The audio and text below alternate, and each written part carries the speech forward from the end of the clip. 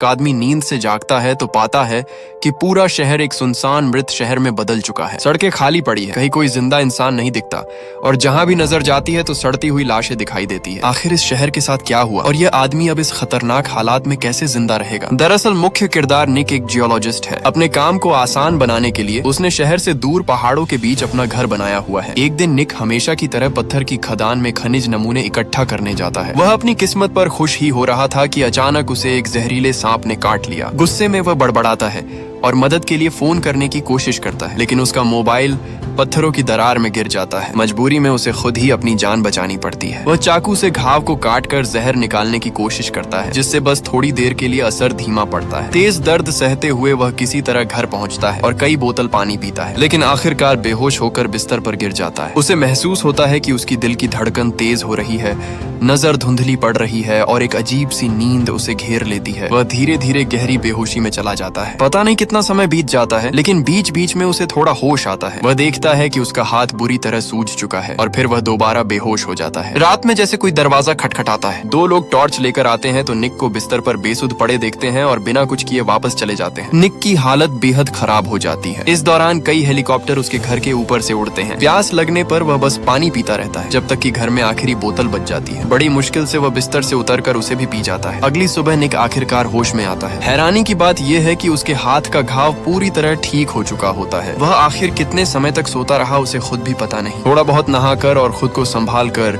निक ने तय किया कि पहले शहर जाकर कुछ जरूरी सामान खरीद लिया जाए। घर के बाहर खड़ी उसकी छोटी कार पर मोटी धूल की परत जम चुकी थी। उसने कपड़े से शीशा साफ किया और चाबी लगाकर स्टार्ट करने की कोशिश की। खुशकिस्मती से गाड़ी चालू हो गई। निक का घर शहर से ज्यादा दूर नहीं था, तो कुछ ही देर में वह शहर के किनारे पहुंच गया। लेकिन जैसे जैसे वह आगे बढ़ा तो उसे कुछ अजीब सा लगने लगा। पूरे रास्ते उसे एक भी चलती हुई गाड़ी नहीं दिखी और न ही कोई इंसान नजर आया। वह सुपरमार्केट के बाहर गाड़ी रोकता है और सामने ही एक सड़ी गली लाश देखकर सन्न रह जाता है। चौक के बीचों बीच कुछ सैन्य गाड़ियां उलटी पड़ी थीं। आखिर यहाँ है कि घातक वायरस का प्रकोप की वजह से सभी लोग तुरंत जहां हैं वहीं शरण ले। निक चौंक कर कहता है कि ये असंभव है। वह तुरंत वापस गाड़ी में भागता है और रेडियो चालू करता है। हर चैनल पर सिर्फ सरकारी रिकॉर्डेड संदेश ही चल रहे थे। ये वायरस बेहद तेजी से फैलने वाला और जानलेवा है, इसीलिए सभी को सतर्क रहने की चेतावनी दी जा रही थी। कुछ देर बाद निक गाड़ी चलाकर अपने माता पिता के घर पहुंचता है। वह अंदर जाकर अपनी माँ को पुकारता है,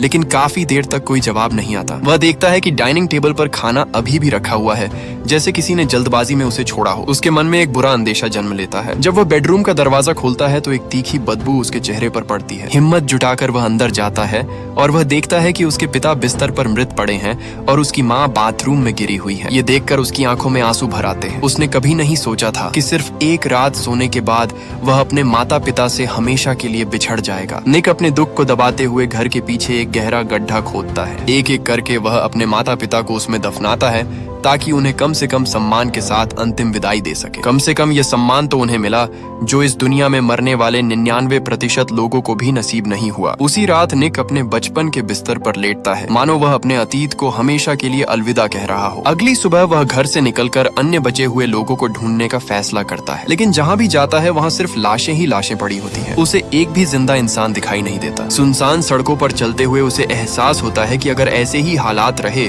तो बस साल बाद यहाँ की घास इंसानों से भी ऊंची हो जाएगी। वह एक सुपरमार्केट से कुछ जरूरी सामान इकट्ठा करता है और तय करता है कि शहर से दूर जाकर देखेगा, लेकिन शहर से बाहर जाने वाला पुल पूरी तरह बंद मिला। निक हैरान होकर गाड़ी से उतरता है और देखता है कि आगे का रास्ता बिल्कुल जाम है और रुकावट हटाना नामुमकिन है। अब उसका धैर्य जवाब दे देता है और उसकी भावनाएं टूट जाती हैं। वह चाहता है कि पिछले 2 दिन बस एक बुरा सपना हो। वह गुस्से में स्टीयरिंग पर जोर जोर से मुक्के मारता है। खुद को थोड़ा शांत करने के बाद वह दूसरी दिशा में जाने का फैसला करता है। वह आंखें बंद करके एक्सीलरेटर पूरी तरह दबा देता है। सीधी सड़क पर एक भी गाड़ी नहीं है और उसे किसी चालान का डर भी नहीं है। धीरे धीरे रात हो जाती है और उसे दूर कहीं लाल रोशनी चमकती हुई दिखाई देती है। करीब 15 मिनट बाद वह एक और शहर में पहुंचता है। सड़कों के किनारे रंग बिरंगी लाइटें जल रही हैं। पहली नजर में बस लोगों की कमी को छोड़कर उसे सब कुछ सामान्य लगता है। निक सबसे बड़े मॉल में जाता है और सोचता है कि अगर कोई बचा होगा तो यही होगा, क्योंकि यहाँ खाने पीने और रहने की सारी सुविधाएं मौजूद है। लेकिन वह हर एक मंजिल छान मारता है, फिर भी एक भी इंसान नहीं मिलता। उसके मन में सवाल उठता है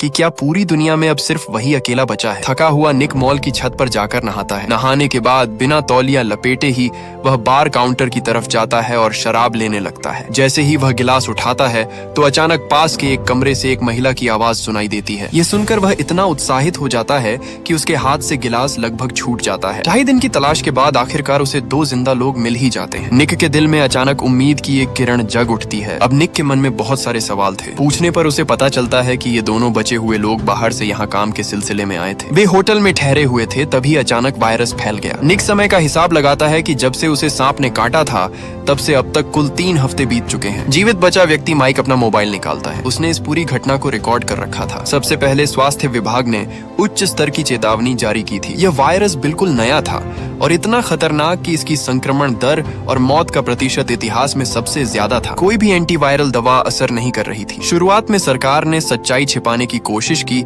लेकिन हालात जल्दी ही नियंत्रण से बाहर हो गए। यहाँ तक कि अलग अलग स्तर की सरकारें भी काम करना बंद कर चुकी थी। जीवित बची हुई एनी पूरी दृढ़ता से कहती है कि यह वायरस पूरी दुनिया में फैल चुका है और मानव जाति लगभग खत्म हो चुकी है। उन दोनों के बचने का कारण शायद यही है कि वे बेहद दुर्लभ इम्यून लोग हैं। निक इस बात को मानने के लिए तैयार नहीं होता। वह फैसला करता है कि वह और जगहों पर जाकर देखेगा कि आखिर दुनिया इतनी आसानी से खत्म कैसे हो सकती है। लिफ्ट का इंतजार करते हुए वह थककर दीवार से टिक जाता है। अंदर ही अंदर वह भी उनकी बातों को सच मानने लगा था और वहीं पर वह पूरी रात सो जाता है। अगले दिन वह दोनों से फिर बात करने का सोचता है, लेकिन जब वह उन दोनों को ढूंढता है तो वे कहीं नजर नहीं आते। एक पल के लिए उसे लगता है कि कल की बीती बात शायद एक सपना होगा। थोड़ी ही देर बाद उसे एनी एक महंगे कपड़ों वाले सेक्शन में मिलती है और माइक पास में नाश्ता बना रहा होता है। माइक कहता है कि शायद यह आपदा पृथ्वी का खुद को साफ करने का तरीका है, क्योंकि इंसानों ने इस धरती पर बहुत ज्यादा बोझ डाल दिया था। एनी के अपने सभी करीबी इस वायरस से मर चुके हैं और माइक के साथ भी यही हुआ। इसलिए दोनों ने एक दूसरे का सहारा बनकर साथ रहने का फैसला किया। माइक को पहले लगता था कि इस दुनिया में सिर्फ वही 2 बचे हैं,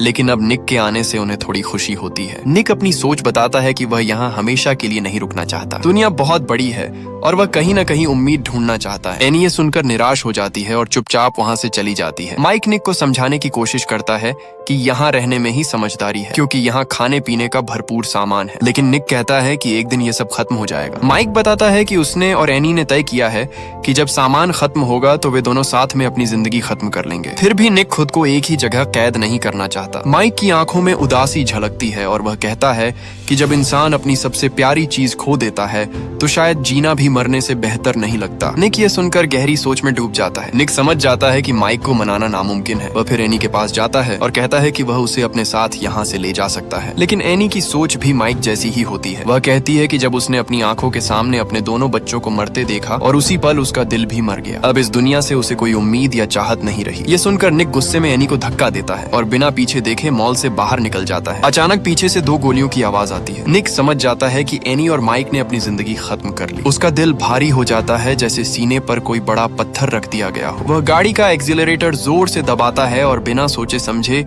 तेजी से आगे बढ़ता जाता है, लेकिन वह पूरी तरह अपना होश नहीं खोता। दूर उसे एक जीवित आकृति दिखाई देती है। निक तुरंत ब्रेक लगाता है तो वहाँ एक छोटा सा पीला कुत्ता होता है। बिना सोचे वह उसे अपने साथ गाड़ी में बिठा लेता है और उसका नाम लुक रखता है। अब निक और वह कुत्ता साथ में शहर के सबसे बड़े पुस्तकालय जाते हैं, जहाँ से निक अपने पसंद की बहुत सारी किताबें चुनता है। फिर वह लुक को लेकर वापस अपने घर लौट आता है। जब तक कोई साफ लक्ष्य नहीं मिलता वह तय करता है कि फिलहाल यही रहना सबसे सही है। शायद यही इस तबाह दुनिया में जीने का सही तरीका है। यहाँ तक कि निक मजाक में सोचता है कि वह और लुक पूरी जिंदगी साथ रहेंगे, बस एक शर्त पर कि जो बाद में मरे वह पहले मरने वाले को न खाए। धीरे धीरे 1 साल बीत जाता है और निक की जिंदगी अब एक ही ढर्रे पर चलने लगती है। सुपरमार्केट में खाने पीने की चीजें अभी खत्म नहीं हुई हैं। उसका मुख्य काम बस इतना है कि वह अपने शरीर को स्वस्थ रखे। पहले से ही अकेले रहना पसंद करने वाला निक अब इस नई दुनिया के साथ ढलने लगता है। अब वह आजादी से सीख सकता है, जब चाहे शांति का आनंद ले सकता है और धीरे धीरे इस सुनसान प्रलय के बाद की जिंदगी को स्वीकार करने लगता है। धीरे धीरे इस नई जिंदगी के साथ ढलने के बाद निक को लगने लगता है कि यह जीवन इतना बुरा भी नहीं है। लेकिन एक दिन उसे अचानक कुछ अजीब दिखाई देता है कि दूर एक घर से धुआं उठ रहा होता है। निक बिना देर किए अपनी गाड़ी लेकर सुनसान सड़कों से होता हुआ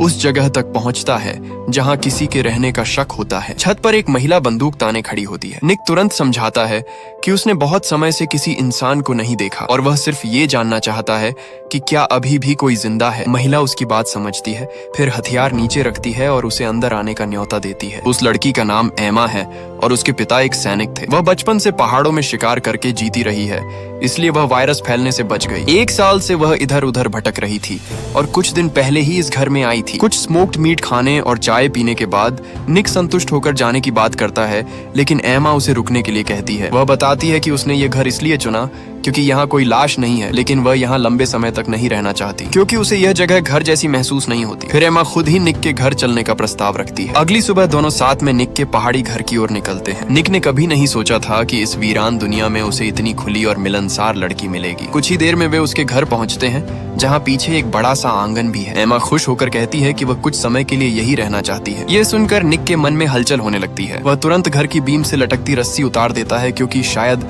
अब उसकी जरूरत नहीं पड़ेगी। तभी उसे पता चलता है कि अलमारी में रखा खाना चूहों ने खराब कर दिया है। दोनों फिर पास के कस्बे के सुपरमार्केट जाते हैं क्योंकि आपदा अचानक आई थी और लोग सामान जमा नहीं कर पाए थे, इसलिए वहाँ अभी भी बहुत कुछ बचा हुआ है। एमा को वहाँ सोलर पैनल भी मिलते हैं और वह कहती है कि ये जगह तो मानो प्रलय के लिए ही बनाई गई हो। निक पहले भी यहाँ रहने का सोच चुका था, लेकिन असली समस्या ये थी कि यहाँ कोई और इंसान नहीं था जिसके साथ वह रह सके। दूसरों से सामान छीनने की बजाय तुलना करने पर अपने ही विला में रहना कहीं ज्यादा आरामदायक लगता है। दोनों ने मिलकर एक पूरी गाड़ी भरकर सामान इकट्ठा किया, लेकिन एमा को डिब्बा बंद खाना पसंद नहीं था। उसका मानना था कि असली स्वाद तो प्रकृति से आता है। निक उसकी बात समझता था, लेकिन अंदर ही अंदर वह जानवरों का शिकार करने से झिझकता था। उसे लगता था कि ये आपदा दरअसल धरती का खुद को संतुलित करने का तरीका है, मानो इंसान एक वायरस हो जिसे मिटाने की कोशिश की जा रही हो। अगर वे अब भी प्रकृति के खिलाफ जाएंगे तो धरती का दंड कभी खत्म नहीं होगा। फिर भी एमा की खुशी के लिए निक एक फिशिंग रॉड लेकर नदी किनारे जाता है और कुछ ताजी मछलियां पकड़ लाता है। उधर एमा जंगल से मशरूम,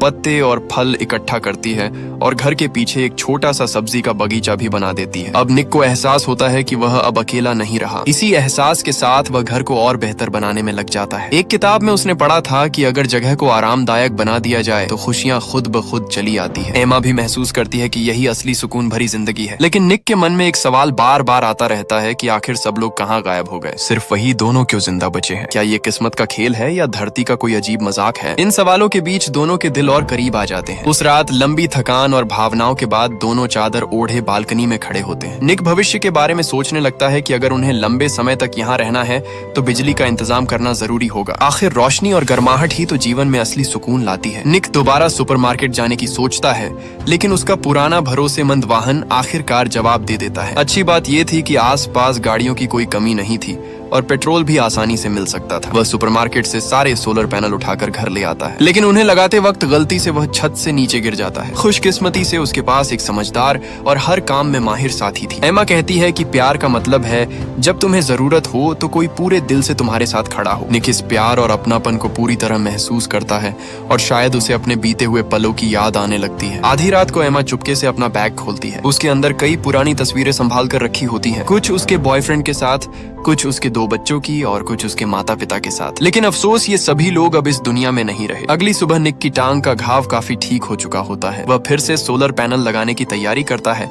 तभी एमा अचानक एक खबर देती है कि वह दोनों के बच्चे की माँ बनने वाली है। निक को खुश होना चाहिए था, लेकिन उसके चेहरे पर चिंता साफ दिखाई देती है। उसे डर था कि बिना अस्पताल और डॉक्टरों से बच्चा सुरक्षित जन्म ले पाएगा या नहीं। एमा उसे तुरंत दिलासा देती है। अगले ही पल निक जोश में भर जाता है। वह अपने कुत्ते के साथ लाइब्रेरी जाता है, जहाँ बच्चों के जन्म और देखभाल से जुड़ी ढेर सारी किताबें होती हैं। जब डॉक्टर नहीं है तो अब सब कुछ उसे खुद ही सीखना होगा। तभी एक चूहा तेजी से वहाँ से भागता है। निक बड़बड़ाता है कि आजकल चूहे बहुत बढ़ गए हैं। इसके बाद वह सुपरमार्केट से ढेर सारे बेबी प्रोडक्ट्स भी ले आता है। एमा ये देखकर हल्के से हंस पड़ती है कि कोई भी पिता बच्चे के आने से पहले सब कुछ परफेक्ट तैयार नहीं कर सकता। तभी वह खिड़की के बाहर देखकर मुस्कुराता है, क्योंकि निक द्वारा बनाया गया चिकन कॉप सच में काम करने लगा था। समय के साथ एमा का पेट बड़ा होता जाता है। उसे अक्सर कमजोरी महसूस होती है। निक किताबों से सीखकर समझता है कि उसे ज्यादा दालें और सब्जियां खानी चाहिए, लेकिन तभी एमा अचानक कहती है कि उसे मांस खाना है, क्योंकि उसे काफी समय से नॉनवेज नहीं मिला था। ये कहकर वह खुद बंदूक उठाने लगती है,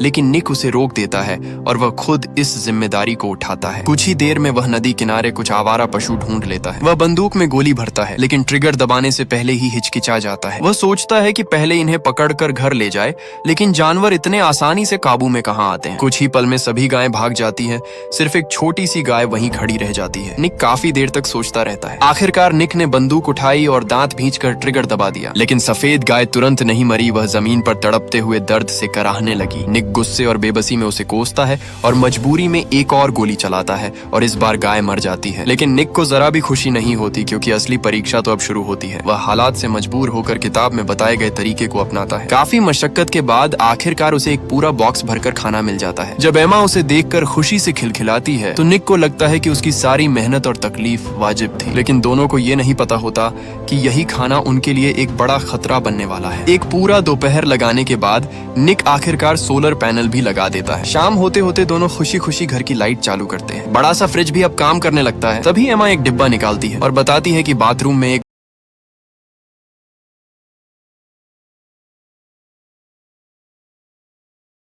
को डर होता है कि वे पाइपलाइन के रास्ते अंदर आ सकते हैं, इसलिए वह हर छोटे बड़े छेद में कीटाणुनाशक डाल देती है। छत पर भी उनके दौड़ने और खरोचने की आवाजें गूंजने लगती है। निक के पास अब सिर्फ एक ही उम्मीद बचती है। वह मन ही मन दुआ करता है कि ये चूहे जल्द से जल्द यहाँ से चले जाए। तभी दरवाजे के बाहर कुछ सरसराहट की आवाज आती है। निक को तुरंत याद आता है कि उसका प्यारा कुत्ता लुक बाहर ही रह गया है। वह दांत भींचता है, जल्दी से कांच के दरवाजे पर लगी टेप हटाता है और एमा को दूर रहने के लिए कहता है। फिर झटके से दरवाजा खोलकर एक ही पल में दौड़कर कुत्ते को उठा लाता है। हालांकि उसकी ये हरकत बहुत तेज और सटीक थी, फिर भी कई चूहे अंदर घुस आते हैं। निक तुरंत बंदूक उठाता है और चूहों को मारने लगता है। जब गोलियां खत्म हो जाती है तो वह लकड़ी का डंडा उठा लेता है। कई घंटों की जद्दोजहद के बाद वह किसी तरह घर में घुसे सभी चूहों को मार गिराता है। लेकिन बाहर मौजूद चूहे अभी भी नहीं गए होते। बेचारा लुक बुरी तरह घायल हो चुका होता है और उसके पूरे शरीर पर काटने के निशान होते हैं। एमा उसे एंटीवायरस इंजेक्शन देती है और उसके सारे घाव सिल देती है। इस घटना के बाद निक का आत्मविश्वास बुरी तरह टूट जाता है। उसे अपने माता पिता की दर्दनाक मौत याद आने लगती है और अब उसे डर सताने लगता है कि कहीं उसका बच्चा भी सुरक्षित पैदा न हो पाए। एमा उसे समझाती है कि वह बेवजह चिंता न करे। वह बताती है कि वह पहले ही 2 बच्चों को जन्म दे चुकी है, लेकिन वायरस फैलने के दौरान उसके सारे परिवार वाले मर गए। यह यादें उसके लिए ऐसी है जैसे बहुत पुरानी भी हो और जैसे कल की ही बात हो। धीरे धीरे समय बीतता है और वायरस फैलने को 2 साल हो चुके हैं। बाहर जंगली जानवर और भी ज्यादा खतरनाक हो गए हैं, लेकिन एक तरह से प्रकृति ने खुद का संतुलन बना लिया है। एक दिन निक हिम्मत करके घर से बाहर निकलता है और हैरानी की बात वो खतरनाक चूहे अब पूरी तरह गायब हो चुके होते हैं। तभी एमा एक खुशखबरी देती है कि उनका बच्चा अब जन्म लेने वाला है। ये हर पिता के लिए सबसे तनाव भरा पल होता है। निक ने भले ही पहले बहुत कुछ पढ़ रखा था, लेकिन असली समय आने पर वह घबरा जाता है। खुशकिस्मती से एमा को अनुभव था और उसके मार्गदर्शन में एक नया जीवन इस दुनिया में आने वाला था। आखिरकार एक प्यारी सी बच्ची जन्म लेती है। निक की खुशी का ठिकाना नहीं रहता। वह भावुक होकर सोचता है कि जीवन सच में कितना अद्भुत है। उसके मन में तो यहाँ तक ख्याल आता है कि शायद अब इंसानी सभ्यता को फिर से बसाने की जिम्मेदारी उसी के कंधों पर है। अब निक पहले जैसा बेफिक्र अकेला इंसान नहीं रहा। जहाँ एक तरफ वह परिवार की खुशियों को महसूस कर रहा है, वहीं दूसरी तरफ उसके कंधों पर जिम्मेदारियां भी बढ़ गई हैं। लेकिन एमा स्वभाव से ऐसी नहीं है जो सिर्फ आराम से संतुष्ट हो जाए। वह सड़क के सबसे दिखाई देने वाले स्थान पर उनके घर का पता लिख देती है ताकि अगर कोई और जीवित इंसान हो तो उन्हें ढूंढ सके। अगर आपको इसका दूसरा पार्ट चाहिए